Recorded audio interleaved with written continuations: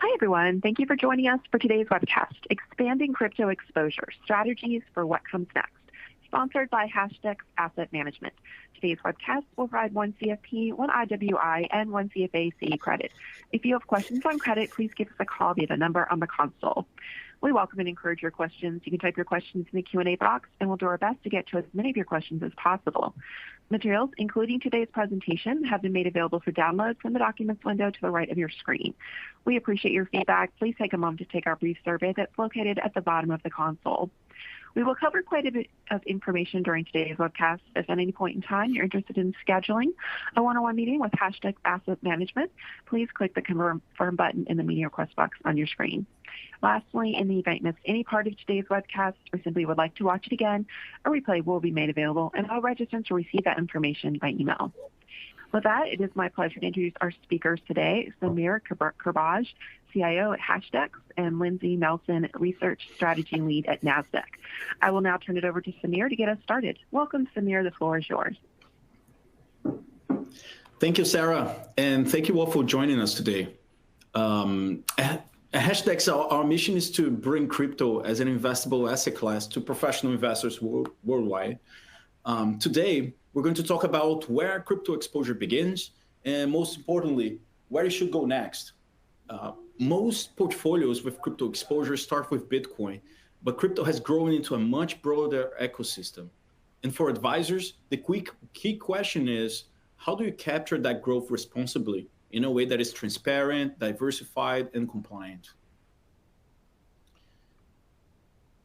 So first, a brief introduction about Hashdex. So Hashdex launched the world's first crypto index ETF back in 2021.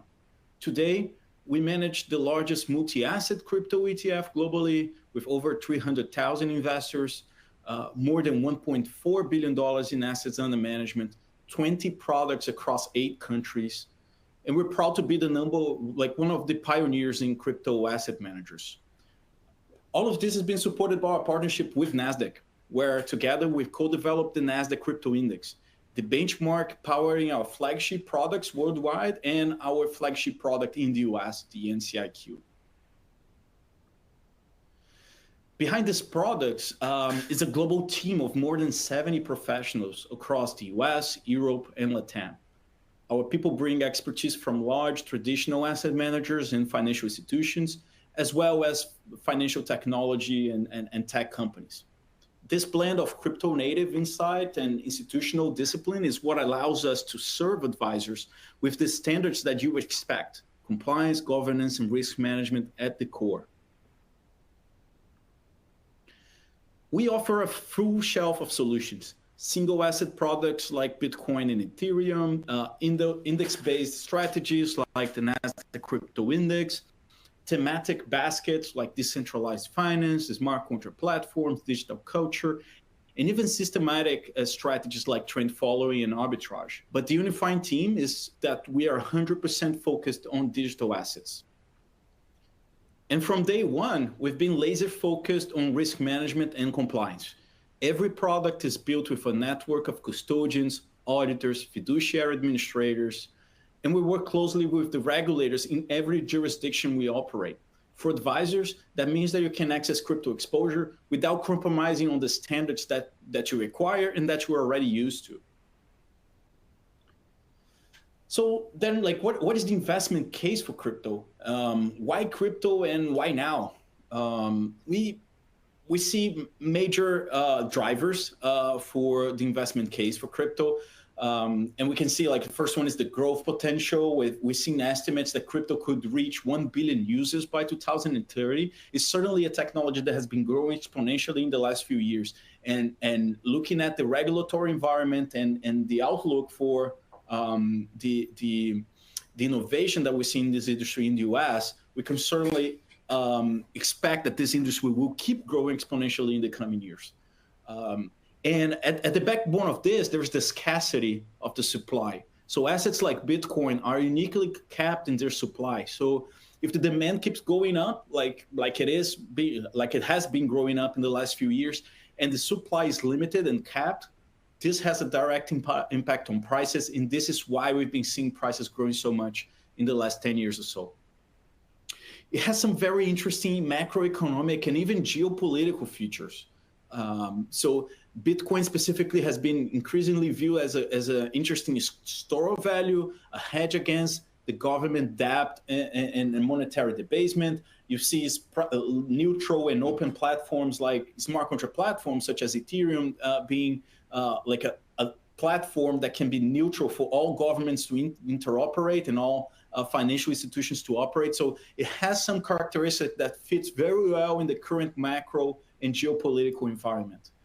And on top of this, in terms of portfolio allocation, it has great diversification benefits. So crypto has distinct performance drivers, distinct valuation drivers, and this, in the end, causes a low correlation, a structurally low correlation with traditional asset classes. So together, those features, they make crypto an asset class that's unlike any other, a very unique asset class. And now if we look at the different applications, of course, everyone hear about crypto first because of Bitcoin, and Bitcoin is the cornerstone of crypto, if I can say that. But today the market is way broader and way larger than just Bitcoin. We can see Bitcoin as an emerging digital store of value. So that's our thesis for Bitcoin. It has some characteristics of a good store of value, and we believe that over time, as this generational shift is happening throughout our society, this newer generation is more used to and is more inclined to invest in store of value that's fully digital native than going through physical and analog alternatives like gold. And this is the strong use case, the strong investment case for Bitcoin. So it can become a good store of value for this digital native society. And if you look at the last few years, this thesis has been evolving a lot, and especially now this year with the US adopting a strategic Bitcoin reserve and stating that Bitcoin is a good store of value for our society, this increases the adoptions and the belief that this thesis is in the right track. So this is a huge thesis, a very important one, but this is just one of the great applications we can see for crypto assets. We have smart contract platforms like Ethereum or Solana. They are what we like to call the world's decentralized cloud. So it's a big computing platform that allows us to run applications 24/7. They're not subject to interference. So those applications, they can be used for digital payments, for implementing decentralized finance, for digital culture, gaming, and the most important one, especially like the killer app, the one that people are talking about a lot in the last few months, is stablecoins, which we see as the crypto's first killer app. With stablecoins, we're able to send and receive payments 24/7 without the need of intermediaries globally, using the US dollar. So this new infrastructure is an infrastructure that's going to allow to keep the dominance of the dollar in the 21st century. And this is not me saying, this is the Secretary of Treasury, Scott Bessent, this is the President Trump saying that they want to use stablecoins as the foundation to keep the dollar dominance in the 21st century. So with this great technology, with great characteristics, and this push for adoption coming from the US government, we believe that crypto can become, and stablecoin can become, a very significant killer app. The first one that we're going to use in our day-to-day without even noticing that we're using crypto on the pipelines of on the plumbing of the applications that we're using, the apps that we're using on our cell phones. So those segments, they now represent trillions of dollars in combined value. They show us that crypto is no longer just a single asset, but a full ecosystem. And if any of those individual theses materialize or become widespread, as we believe many of those will, the potential of like the possible market size of this technology can be measured in dozens or hundreds of trillions of dollars in value in the coming 5 to 10 years. So it's a very compelling, a very interesting investment opportunity. And when we look at the adoption curve, we can see that it's normal. It happens with any new technology. It goes through this, what we like to call the S curve of innovation.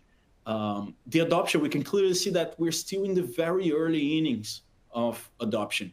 And if we map out the crypto in this traditional S curve, this S innovation curve, we can see Bitcoin is reaching the early majority. So that's why people are starting to talk about Bitcoin.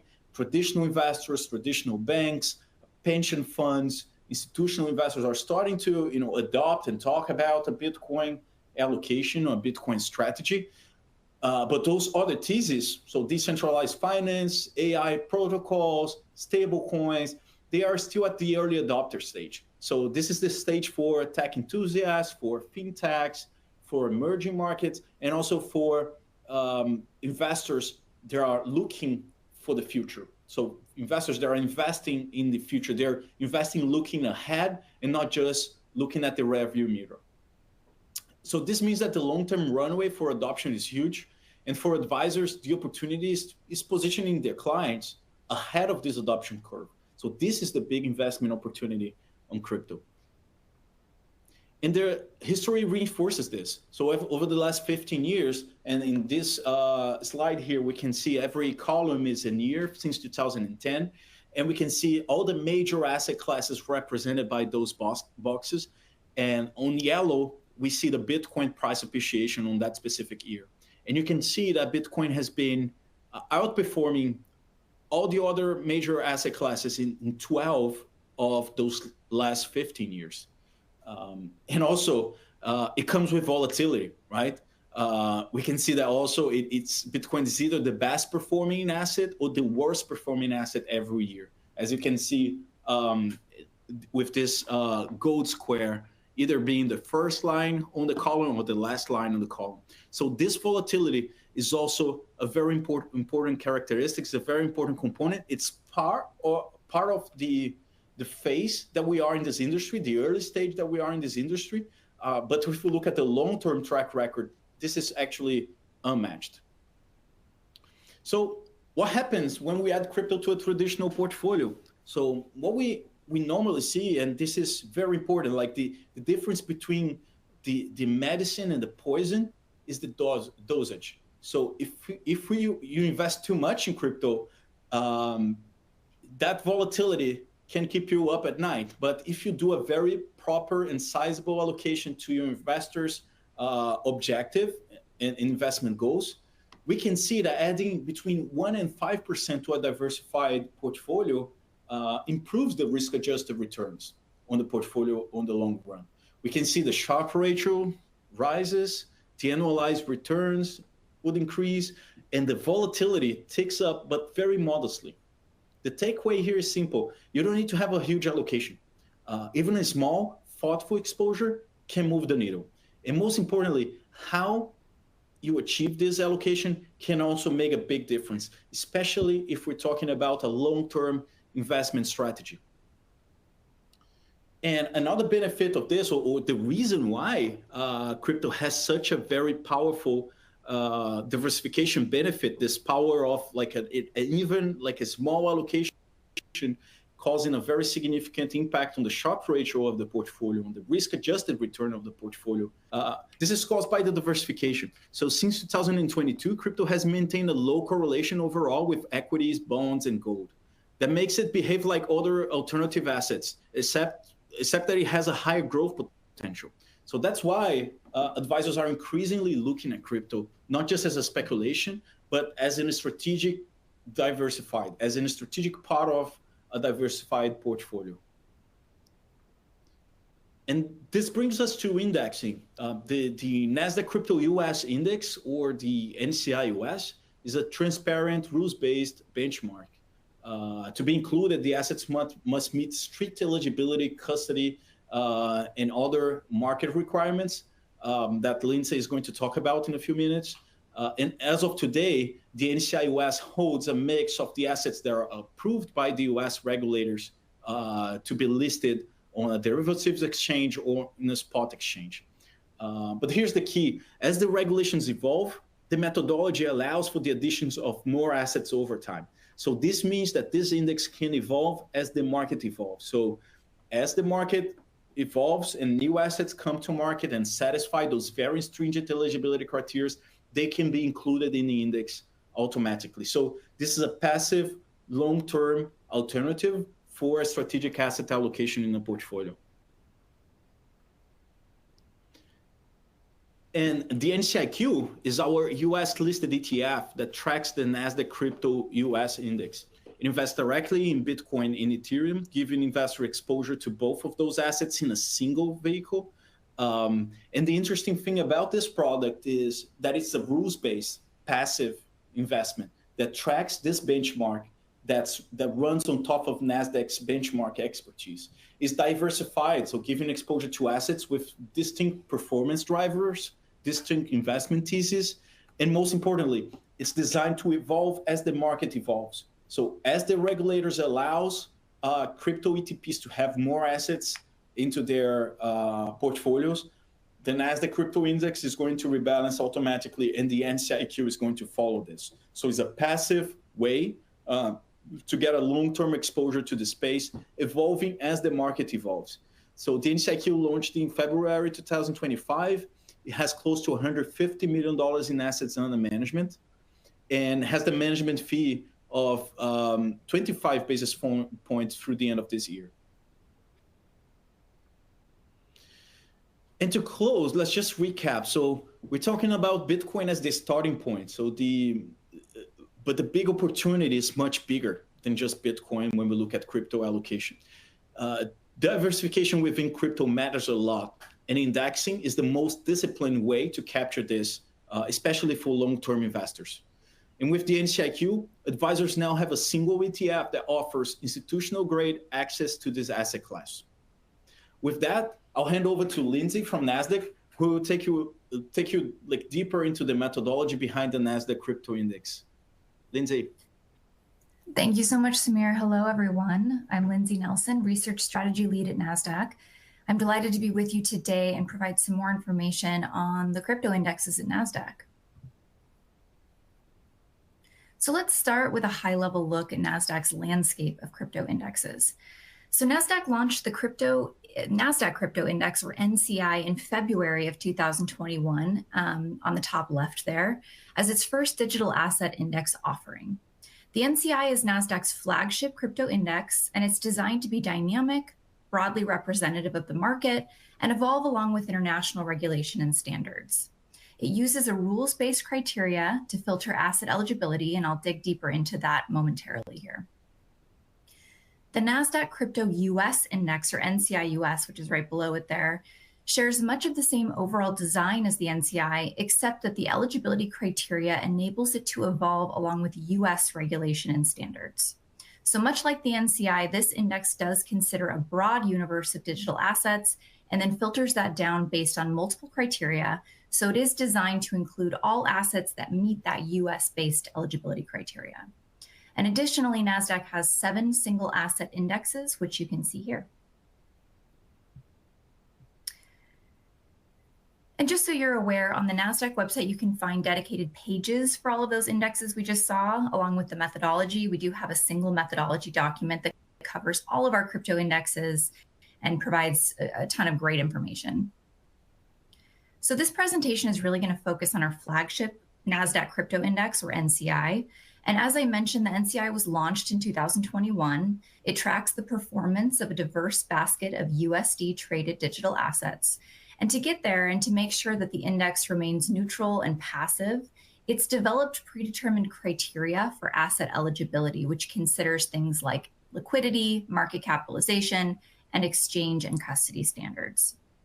The index is rebalanced and reconstituted on a quarterly basis, at which point new assets may be added, existing constituents may be dropped, or existing constituents may remain the same.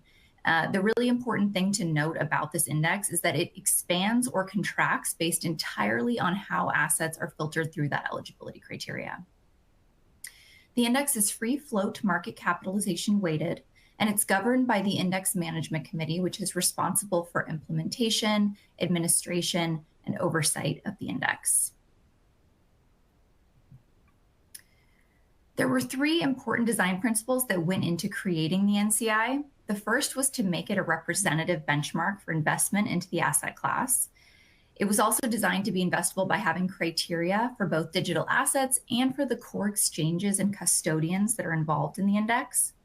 And it was designed to be adaptable by reviewing index composition consistently on a quarterly basis and by having criteria that keeps pace with the asset class and continues to reflect its ongoing evolution.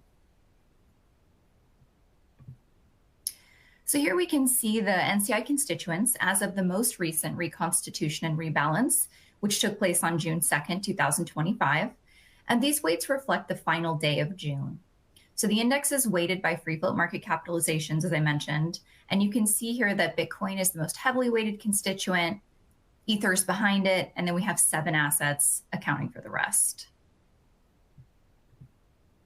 Okay, and let's take a closer look at how the eligibility process for the NCI really works. This infographic breaks everything down. It starts with that purple square on the far left. This first step is to capture data on a broad universe of digital assets in the space. This universe of assets is examined against 5 initial criteria. First, it must be traded on at least 2 core exchanges. It must be supported by at least 1 core custodian. It must meet a minimum liquidity standard. It must be eligible for listing in an ETP on specific exchanges as of a certain date each quarter.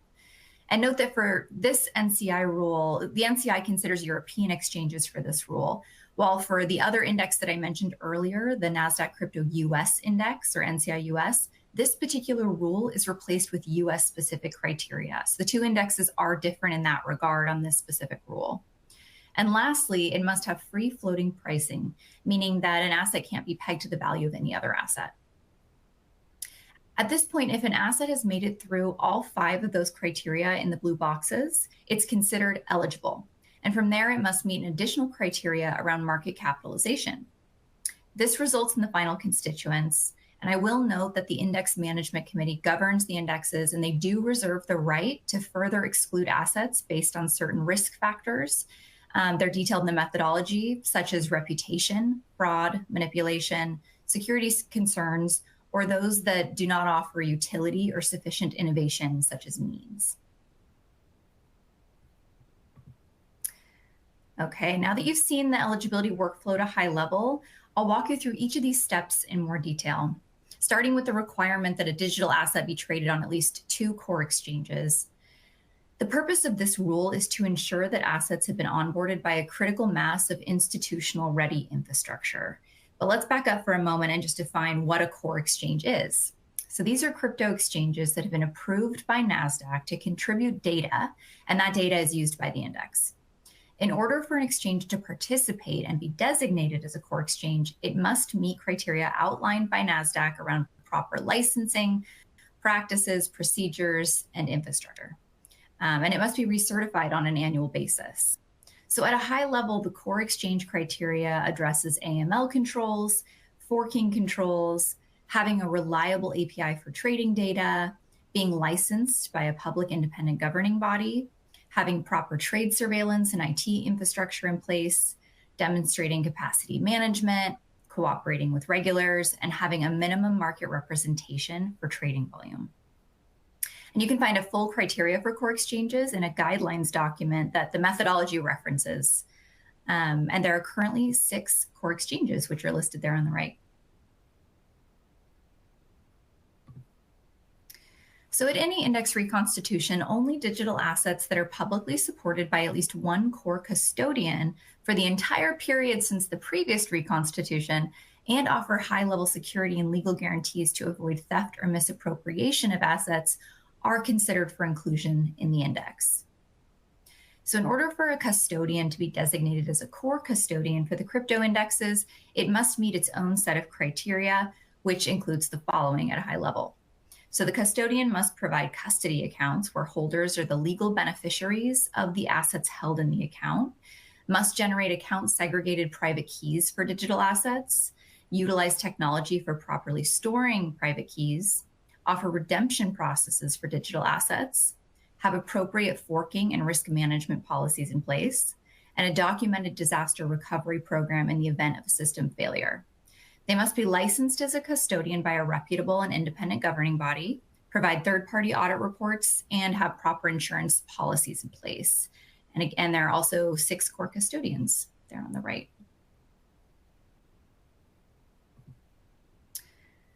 Okay, so next, an asset must meet a certain liquidity threshold in order to be considered eligible. The purpose of this rule is to improve investability and ensure that there's sufficient level of price discovery and liquidity for the digital asset to be considered tradable. So an asset must have a median daily trading volume in the USD pair conducted across all core exchanges that is no less than 0.5% of the asset that has the highest median daily trading volume. So existing constituents have a slightly different threshold to meet. They must meet a median daily trading volume of 0.25% of the highest asset in order to stay in the index. And this is all measured during the first 30 calendar days immediately following the previous reconstitution effective date. Next, the NCI eligibility criteria requires that an asset be eligible for listing in an ETP on the SIX Swiss exchange and the Xetra exchange as of the reconstitution determination date each quarter. So these are European exchanges that have their own standards and criteria in place. And by considering them as part of the NCI criteria, the index is able to maintain alignment with multiple non-US jurisdictions. And I want to mention again here that the Nasdaq Crypto US Index has different criteria in place here. The NCI US requires that an asset be currently listed as a US regulated digital asset trading platform or serve as an underlying asset for a derivative instrument listed on a US regulated derivatives platform. Finally, an asset must have free floating pricing, meaning that the index excludes digital assets that are pegged to the value of any other asset or to fiat. At this point, an asset is considered eligible, and the next step is to perform a market capitalization assessment to determine which assets are selected for inclusion. An eligible asset must have a market capitalization that meets or exceeds 0.5% of the total market capitalization of all eligible digital assets in order for it to be considered for inclusion in the index. And this is again measured in that same 30-day period immediately following the previous reconstitution effective date. And similar to the liquidity rule, there is a different threshold here for existing constituents. Existing constituents are removed from the index when their respective market capitalizations as a total of all eligible digital assets falls below 0.25%. And the final step is weighting the constituents, the final constituents. The constituents selected for entry into the index are not capped, and they are weighted according to their relative free float market capitalizations. And this is so the index accurately represents the asset class. So here's an example of the eligibility criteria in action. This chart is indicative of the June 2nd, 2025 NCI reconstitution and rebalance, and it shows the eligible digital assets at different points along that eligibility selection process. So on the far left, you can see the universe of digital assets represented in purple, and then see how they're filtered down from 1,237 assets across that criteria to ultimately become the 9 final constituents. And that concludes the deep dive on NCI asset eligibility. We do publish a few different informational decks on the Nasdaq Crypto Index. They're available on the Nasdaq website with more information and more slides like the ones you just saw. They even go into a little more detail on individual index constituents. And these informational decks are updated on a quarterly basis. And of course, the methodology is the ultimate source for all of the detailed information. Thank you so much. I'll pass it back over to you, Sarah.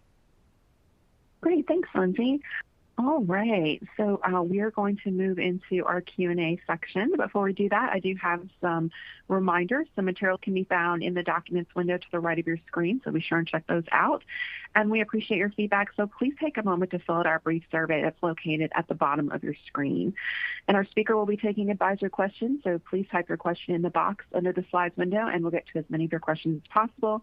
In the event your question is not answered on today's webcast, a member of the Hashdex asset management team will reach out to you directly. And if you'd like to have a conversation to further discuss the ideas that were covered during today's event, please click the confirm button in the media request box on your screen. All right, so with that, let's go ahead and move over into Q&A. So There's a number of questions. So Samir, I'm going to start with the first one. Advisor asks, let's see. Okay. What is your outlook for the tokenization of illiquid assets like jewelry, artwork, trading cards, etc.? Do you see a world of blockchain-like exchanges, blockchain-like exchanges trading these types of physical assets? And if so, who would be the biggest beneficiaries? This is a great question. So, yeah, so tokenization is one of the big trends in crypto.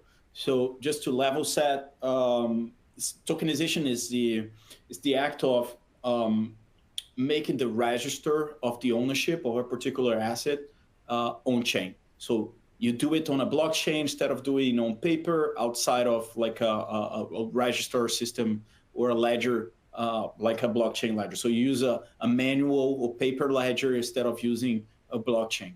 And then tokenization gives a lot of great characteristics to an asset. So once when an asset is tokenized, you can easily transfer ownership 24/7 without the need of intermediaries. You have the full track of ownership. So with this, you can track, for instance, how an asset moves through a supply chain.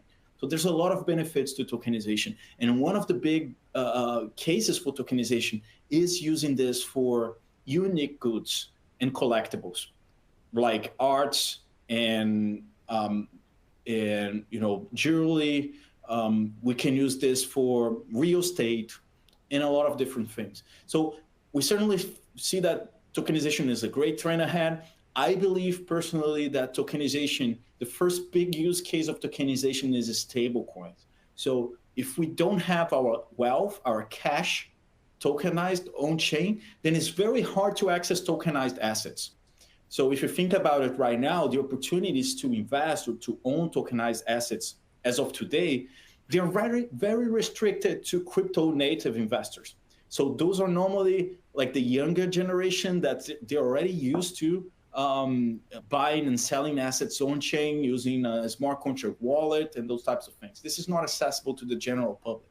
And once the stablecoin adoption starts to grow, and we see on our bank apps, in our Apple wallets and other types of wallets, integration with crypto to facilitate stablecoin payments, then it's going to be way easier to get access to those tokenized assets. So I believe that the first wave of tokenization is going to come with stablecoins, and this is happening now with this regulatory clarity, with the Genius Act being approved.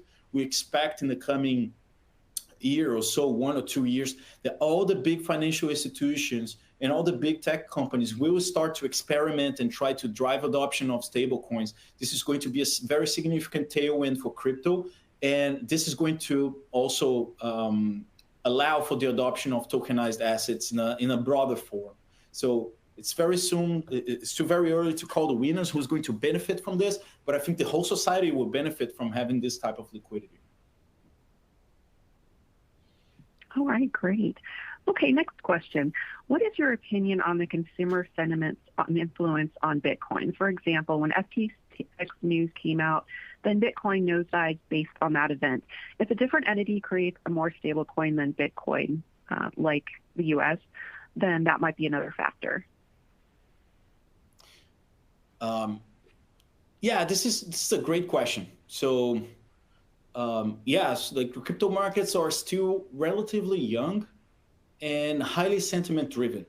Events like the FTX collapse clearly show that the trust shocks can trigger sharp sell-offs. This is this is part of any early stage asset class like crypto. So yes, consumer sentiment can move Bitcoin in the short term. It reacts to headlines more than any mature asset classes would do. But over time, what drives Bitcoin, the Bitcoin investment case and the value of Bitcoin is not just sentiment. So short term can be very influenced by sentiment, but if you look at the fundamentals, like its fixed supply, its growing adoption, and this resilience of a decentralized network, this is what matters in the long term. So that's why Bitcoin has been able to recover pretty quickly from all the tensions we saw with the FTX crisis back in 2022. So every after every major setback, when the exchanges collapses or regulatory crackdowns, we saw a negative press, like all the things we saw throughout the last 15 years, Bitcoin has historically recovered as the underlying network remained intact. So this is to say that the fundamentals of the technology, they haven't changed anything with all those sentiment changes. So yes, there is a short-term impact, but on the long term, as long as the technology still works and the fundamentals of the technologies are there, the case keeps getting stronger. So if the US or any other major government launches a digital dollar or a digital currency, that would be a stable coin pegged to that currency or pegged to the dollar in case of the US government. This is a great use case. We believe that stablecoin is a great technology, is one that's going to accelerate the digital transformation of a society, and a type of technology that's going to expand the adoption of smart contract platforms. So this is very beneficial for projects like Ethereum, Solana, and other smart contracts. And for decentralized finance, tokenization, all those big trends, they're going to be supported by a push towards stablecoins. So the fact that the US government is pushing for stablecoin adoption is going to be extremely positive for smart contract platforms. But Bitcoin has a completely different case. It's valued by its scarcity and neutrality. It's not valued by any kind of like government policy or monetary policy. It has its own monetary policy. So it's a completely different type of currency. So a US digital dollar might strengthen the crypto ecosystem overall. It wouldn't necessarily be good or bad for Bitcoin specifically. It wouldn't change the investment case for Bitcoin as a digital gold. What I think can be very consequential for the investment case for Bitcoin as this emerging digital store of value is the big geopolitical trends that we're seeing.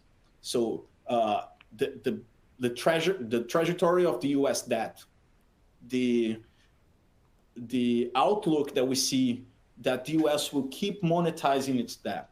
The fact that the rise of China and the challenges of this new multipolar world, a type of administration like the Trump administration that wants to make America great again, wants to reindustrialize the US, and for that to happen, they need to weaken the dollar. So all those things are very strong tailwinds for an emerging digital store of value. This is great for gold, and this is going to be great for digital store of value alternatives such as Bitcoin. Okay, so just to summarize for advisors, the key is in the short run, Bitcoin and crypto can be very sensitive to sentiment, but in the long run, it's driven by fundamentals, and they're very different from stable coins or from the US dollar. And that's why many advisors think that Bitcoin, not as a payment tool, but as an alternative store of value, something that in small doses can really help diversify portfolios. All right, great. Thank you. Okay, next question. How to position crypto in a diversified portfolio? How is the best way to do that? So this is a great question. There's a lot of different ways to look at this. What we can see is that overall, historically, crypto has had a very low correlation to all the other traditional asset classes. So one way you can think about this is that crypto is an asset class of its own. You can see crypto as a new asset class, and you should think about your mortgage portfolio with a new box, with a new category of crypto. But what we've seen mostly with advisors is that they are starting to allocate crypto under their alternatives bucket. So alternatives has been a great investment team for the last few years, and crypto is one of those alternative investments that you should consider as part of a portfolio. So overall, what we're seeing, especially for the advisors that are growing their adoption, is that they start looking at crypto as one of the assets under their alternatives bucket. Okay, great. Next question. What are your thoughts on the companies that started operating as normal businesses but now are becoming treasuries for crypto, such as MSTR, BMNI, SBET, etc.?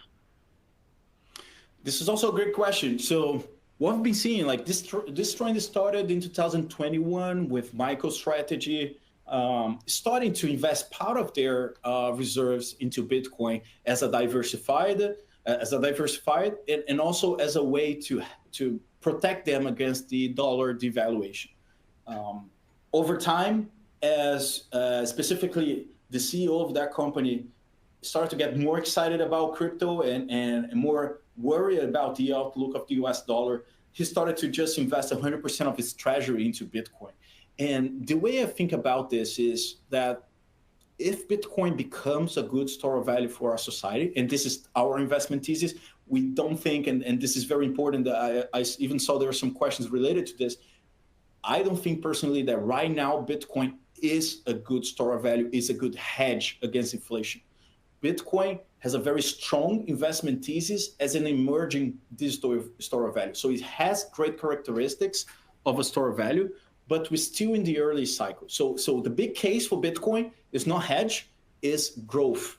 Okay, so it's the potential of this technology becoming a very good consolidated store of value for the 21st century. So if that happens, the price appreciation we could expect for Bitcoin is very significant.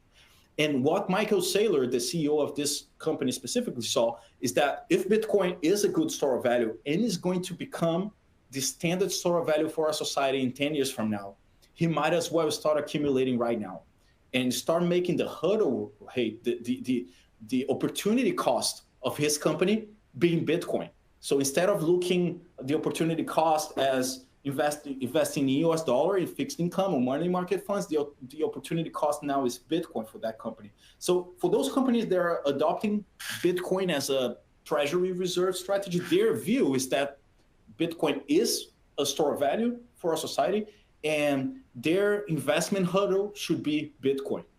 And they're starting to accumulate. So I think this is a very forward-looking vision. So they're looking at where the market is going to, how the market is going to look like in 5 or 10 years from now. I don't think we're quite there yet. So it's still very early, and we can see this as some kind of like speculative action with their treasury. But if they're right in their view, then all the companies are going to adopt Bitcoin. Bitcoin is going to become, the cash holdings of companies. So this is what some of those proponents believe, that in the future, all companies will have Bitcoin as part of their cash strategy. I think it's too early to say that, but certainly the ones that believe in this type of strategy, they think that the Bitcoin is the new hurdle rate, and that's what they should adopt. That's still a very risky endeavor. So I advise investors to look at this very cautiously, and especially if you're looking for those types of company, you need to make sure how they're doing their Bitcoin acquisition strategy, especially if they're not over leveraged. Because leverage in this space, especially with this level of volatility, can be a reason for concern. Okay, thank you. Okay, so an advisor asks, what is the correlation of Bitcoin to emerging markets, or where do you allocate commodities? Also good question. So I think we should, like I said earlier, I think we should allocate this not as part of like emerging markets bucket, but as either as a new asset class in itself or as part of your alternatives strategy. And crypto, historically, they have seen like very low correlation with traditional assets, and specifically low correlation with emerging markets. So Bitcoin doesn't move in lockstep with emerging market equities or that. Instead, it has its own drivers. So supply scarcity, those adoption cycles, the geopolitical changes that we see in our society, they're also very positive for crypto overall. So that's why we think they're not correlated to emerging assets, emerging markets, and they should be looking into as its own, either its own category or as part of your alternatives investment. All right. Okay, great. All right, next question. How will the stablecoin market and Bitcoin market affect the banking industry? What backs the stablecoins and the Bitcoin market?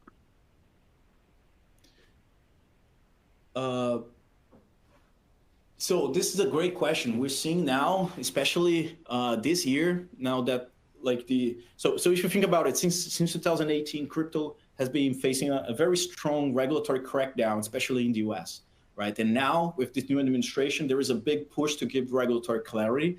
And this is bringing all the big financial institutions to start looking into crypto and start deploying their crypto strategies. So I think that overall, this trend of more integration between the banking industry and the Bitcoin market, this is going to be a very natural one. And how will stablecoins and Bitcoin market affect the banking industry? I think that the banking industry and the financial services industry will go through a transformation in the next 5 to 10 years that's very similar with the media industry back in the 90s.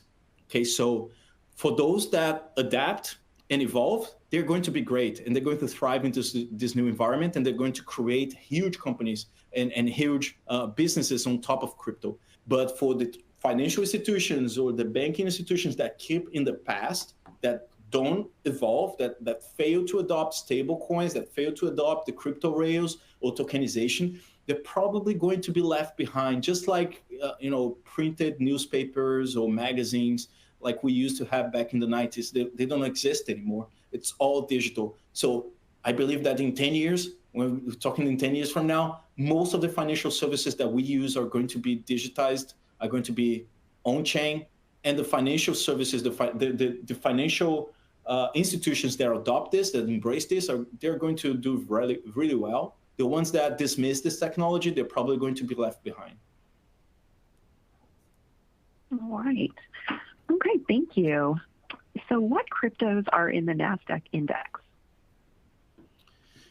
So the Nasdaq Index, so first of all, it's very important to highlight that there are two versions of the Nasdaq Crypto Index, like Lindsay explained.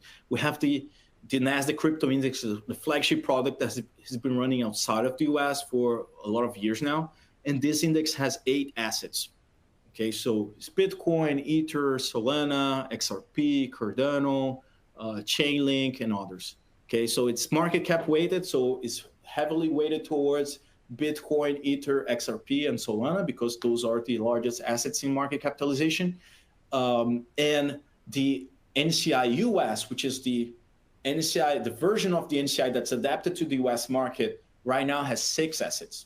And it's also market cap weighted. So it means that it's heavily weighted towards Bitcoin, Ether, Solana, and XRP. Most importantly, the NCIQ, which is the ETP that tracks the Nasdaq Crypto Index US, right now, as of today, it is restricted to only investing to Bitcoin and Ether. So right now, this product invests only in Bitcoin and Ether. And we're waiting for regulatory approval that would allow this product to hold the multiple assets, the multiple different assets of the Nasdaq Crypto Index US benchmark. So this is the state of the crypto index and the NCIQ right now. All right. Okay. So can you comment, please, on the DeFi space? Sure. So DeFi space, again, for level set, DeFi stands for decentralized finance. So those are the financial services that can be offered on top of smart contract platforms. Those are online services that can run 24/7, and they can be very simple or very complex. They are composable, which is very important for crypto. This means that we can build services on top of one another. There's no need to for every company to do all its services. You can just use services from other companies. Examples of this, we can have decentralized exchanges. Decentralized exchanges are smart contract-based exchange services that will allow us to trade any asset against any other assets 24/7 with a very, very marginal cost. And it's very important to highlight this because if you look for exchanges, for instance, those services, they run 24/7 and they have no employees. They have no one maintaining it. It's just pure software running autonomously on-chain 24/7. So this means that they run in a way lower cost than a traditional exchange use. Like a traditional exchange would hire hundreds of employees to maintain the structure. We need to develop its own ecosystem. There's need to compete. And then most importantly, they need to generate profits to pay out dividends to their shareholders. The decentralized exchanges, they run without all of this complexity. So it's a way more efficient financial services. one that can run 24/7. Then you have decentralized exchanges, you have collateralized lending platforms, you have derivatives platforms, betting and futures markets platforms. So there's a lot of different applications of decentralized finance. I like to call this the internet of the financial services. So once we start to see more tokenized assets, those assets are going to be transacted on those decentralized finance rails, those decentralized finance services. And this can be very disruptive for traditional financial institutions. So again, the way I see this is it's going to start with stablecoin adoption. We're going to see more and more of our balance on chain, our deposits, our bank deposits being tokenized.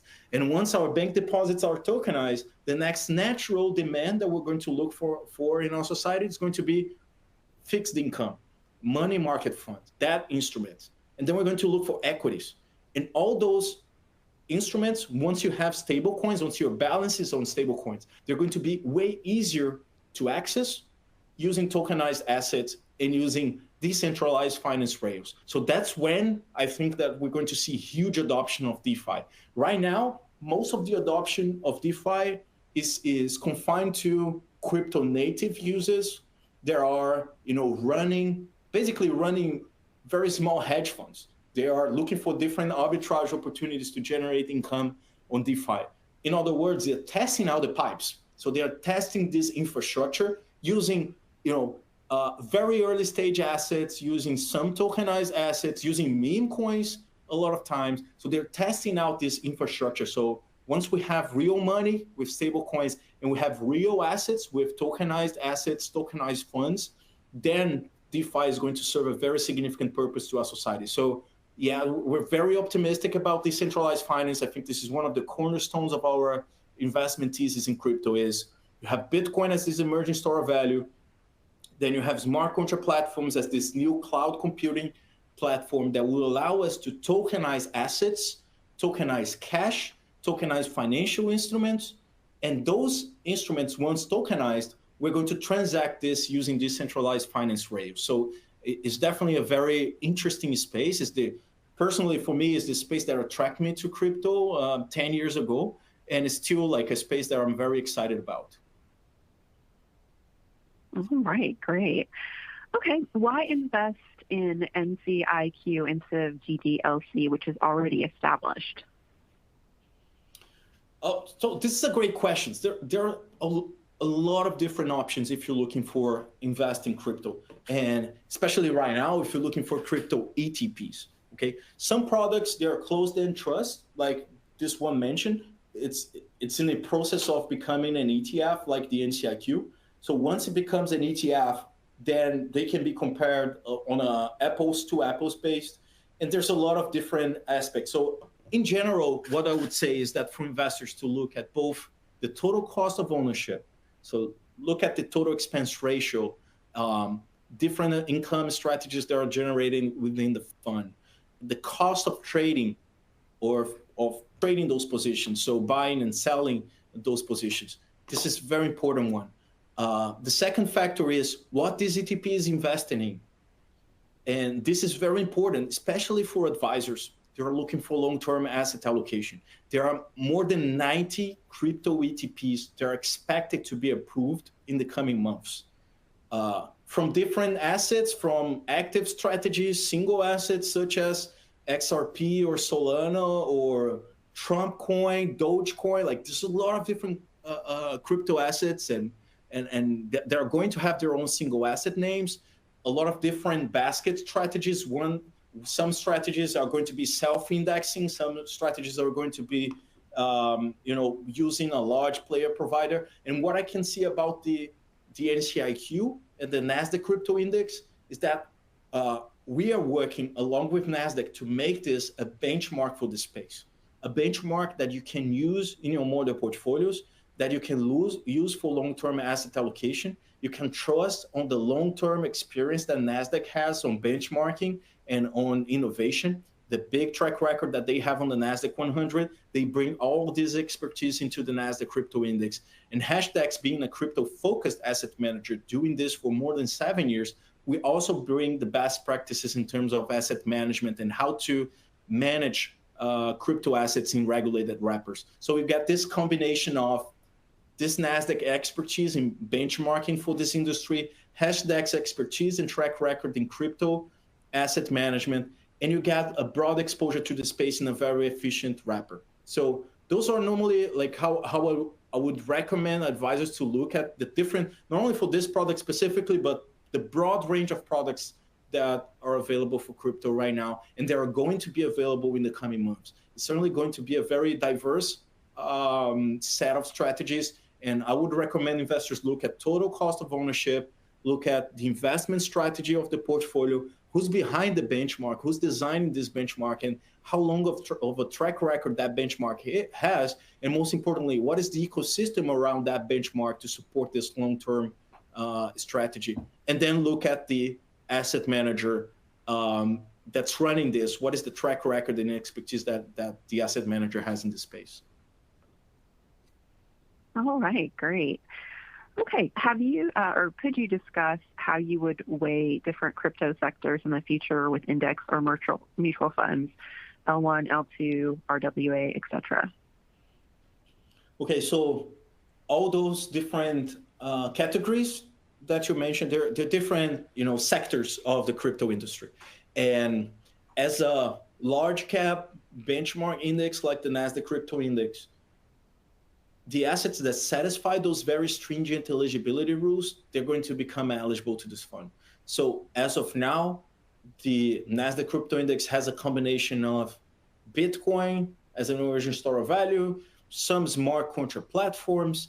It has some scaling solutions and decentralized exchange protocols. So it has a very a mix of different categories. And over time, as those categories grow, their representation in the index is only going to grow. So this index is designed to be a benchmark, a large cap benchmark for the space. So it's not segmented into specific sectors. And we believe that the core allocation, or at least how we've been seeing advisors globally looking at the space, is that they first look for a core asset allocation to crypto in a diversified large cap index, such as the Nasdaq Crypto Index. And then they can express their individual views using specific sectors and individual single assets. So you can keep part of, you can decide how much of your portfolio you want to have in crypto. You can keep a large part of that as a strategic allocation to a broad index like the Nasdaq Crypto Index. And then you can look for satellite exposures for specific topics. So if you're excited about layer 2 solutions, or if you're excited about decentralized finance, you can express this in a small bucket of your overall crypto portfolio. That's how we've been seeing over the last few years advisors adopting this type of strategy and getting exposure to those different teams of crypto. So instead of concentrating it all and trying to, try to pick the winners or try to understand how the narratives are going to evolve over time, just stick to a very disciplined strategic asset allocation. And then you can express short-term tactical views of different sectors or even different factors. You can look at momentum or value or other different factors of crypto, but this in a small tactical bucket of your portfolio. All right. Well, we are almost at the top of the hour, but I think we have time for one more question. So here it is. I'm curious to learn about XRP and how it may be replacing the SWIFT system. Okay, this is a great question. So first, the SWIFT system is the most established way for cross-border settlement. So it's a network that's owned by a bank, a group of banks, and they have been operating a payment network since the 70s. Since the 70s, this network, they basically work the same way. They have changed the rails from wires to the internet, but that payment network works the same way. This is the payment network that has a set of intermediaries. It can take up to 2 days to settle a transaction, and you have to pay a lot of fees for different intermediaries. Most importantly, if you're transferring small values, it can be super expensive. So for small transactions, for individual users, that network can be very expensive to do transactions. if you look at stablecoins, you can achieve the same effect. You can have the same global payment network that can settle real time. So instead of waiting for 2 days to settle a transaction, you settle it on a real time basis. Instead of relying in 3 or 4 or 5 intermediaries to send money from the US to Switzerland, you don't need intermediaries. You can send cash like you send an email message using stablecoins. So it's a network that works 24/7, has no intermediary, and has a very marginal cost, especially for small transactions. So in fact, a small transaction or a big transaction will have the same very small marginal cost in a stablecoin payment network.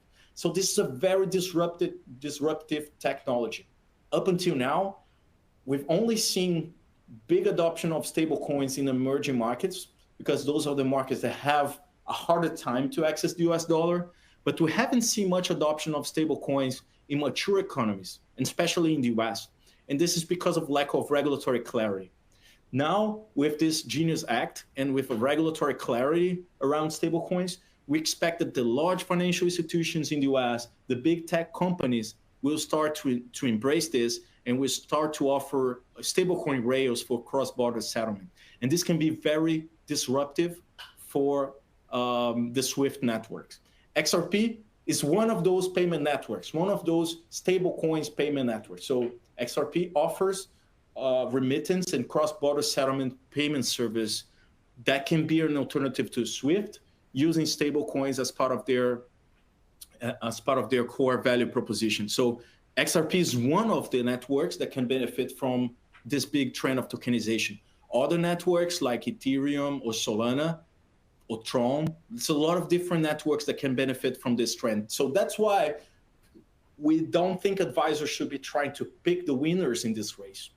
Just go diversified. It's too early to call the winners. It's too early to pick the winners. So instead of, diving deep into XRP or Solana or that specific protocol, just make sure that you have a good long-term solution to your investors that's going to evolve as the market evolves, that's going to have more investment into the assets that are growing over time, and it's going to automatically reduce the exposure to assets that lose their value proposition or they lose their competitive advantage. So that's how we would recommend investors to look into this space. That's how we've been seeing advisors adopting this successfully over the last 7 years. And we think this is a very winning strategy for the next 5 to 10 years. All right, great. Thank you, Samir. And thanks so much to our speakers today for such an informative discussion. And as a reminder, materials have been made available for download. Can be found in the documents window to the right of your screen. We appreciate your feedback. Please take a moment to fill out our brief survey located at the bottom of the console. In the event your question was not answered on today's webcast, a member of the Hashdex Asset Management team will reach out to you directly. And if you'd like to have a conversation to further discuss the ideas that were covered during today's event, please click the confirm button in the meeting request box on your screen. Thank you so much for joining us and enjoy the rest of your day.